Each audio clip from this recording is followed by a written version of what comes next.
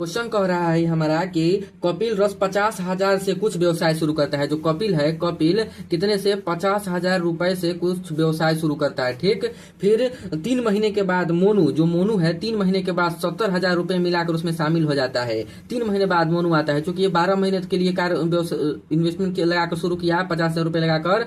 कितना? कौन? तो कपिल। तो 12 महीने बाद या 3 महीने बाद आता है, यह जो है 3 महीने के बाद आता है, यानी 12 में से 3 गया 9 महीने तक, यानी 9 महीने तक की इन्वेस्टमेंट करेगा दोनों मिलकर। अब देखिए हमें पूछ क्या रहा है कि वर्ष के अंत में उन्हें किस अनुपात में लाभ साझा करना होगा। तो वर्ष के अंत में लाभ साझा करना होगा, क्योंकि प्रिंसिपल प्रॉफिट बराबर पी से प्रॉफिट को डिनोट करते हैं।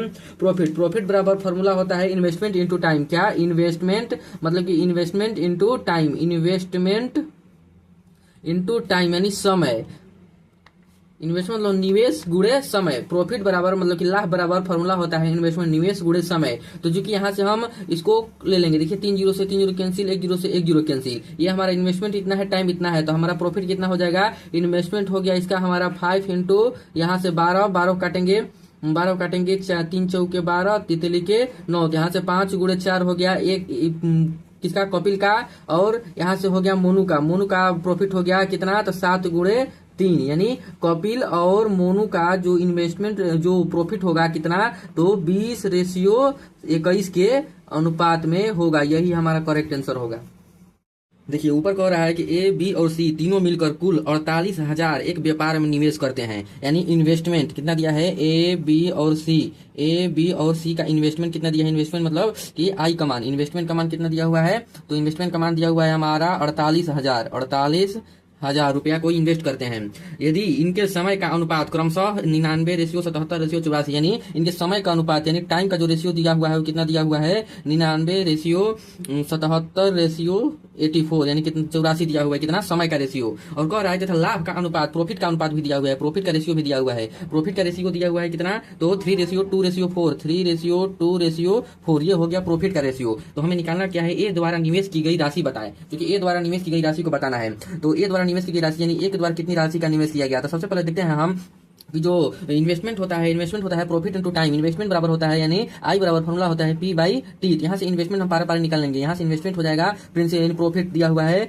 3/99। ए का इन्वेस्टमेंट हो गया इतना, फिर बी का इन्वेस्टमेंट हो गया 2/77, और फिर सी का इन्वेस्टमेंट हो गया 4/84। ये हम यहाँ पर ए, बी और सी का इन्वेस्टमेंट हमारा कितना हो गया? इतना हो गया। ए, बी और सी का इन्वेस्टमेंट हम यहाँ से निकाल लिए। अब देखिए अब फर्स्ट क्लास यहाँ से हम रेशियो ऑफ इन्वेस्टमेंट मतलब कि इन ए, बी, सी का इन्वेस्टमेंट का रेशियो निकालेंगे। ए, बी, सी का रेशियो इन्वेस्टमेंट यानी इन्वेस्टमेंट रेशियो निकालेंगे किसका? इन्वेस्टमेंट का, मतलब कि कितना वो निवेश किए हैं। इन्वेस्टमेंट का रेशियो निकालेंगे हम। यहां से निकालेंगे कैसे? तो ए का हो जाएगा कितना? ए का रेशियो हो जाएगा 3/99 गुणे, फिर टाइम से गुणा कर देंगे। इन्वेस्टमेंट बराबर होता है प्रॉफिट इंटू टाइम। इन्वेस्टमेंट बराबर क्या होता है? तो प्रॉफिट इंटू टाइम। यहाँ से 3/99 इंटू टाइम कितना हो गया? 99:77:84। ऐसे ही बारी बारी से हम निकाल लेंगे। यहाँ पर ए का रेशियो, बी का रेशियो, सी का इन्वेस्टमेंट रेशियो हम निकाल लिया। अब इसको हम बारी बारी से कैंसिल करेंगे। देखिए 99 से 77 से गया, 84 से 84 कैंसिल हो गया। अब यहाँ से देखिए कौन कौन से कट रहा है? 11 से कटेगा सब। देखिए 11 7 77, 11 9 99, 11 9 99, यहाँ से कट गया। अब किससे कटेगा? तो यहाँ पर 3 से कटेगा, 3 से कट गया, तितली के 9, तितली के 9। अब देखिए किससे कटेगा? 84, 84 कौन कौन किससे कटेगा? ये हमारा रेशियो कितना आ गया? तो 7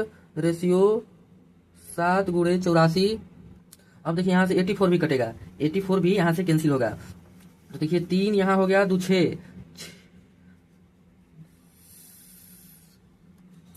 देखिए आ गया 7 गुणे 84 बचा, फिर इक्वल टू 2 गुणे 3 गुणे 84 इक्वल टू 4 गुणे 3 गुणे 77। ये हमारा बचा। अब यहाँ से देखिए क्या कॉमन हो रहा है? यहाँ पर 84 कॉमन होगा, 4 3 12, यहाँ से 12 कॉमन लेकर देते हैं। 4 3 12 से करते कैंसिल, 12 7 84।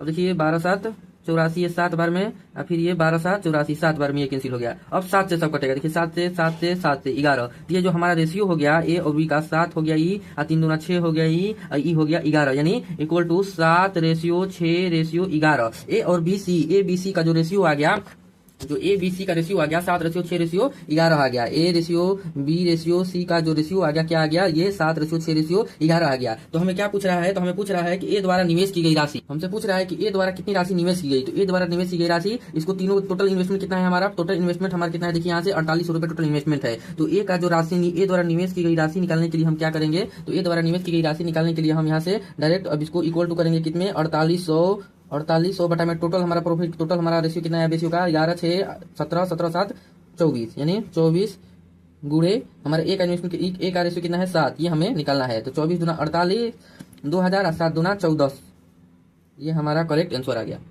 14,000 रुपए।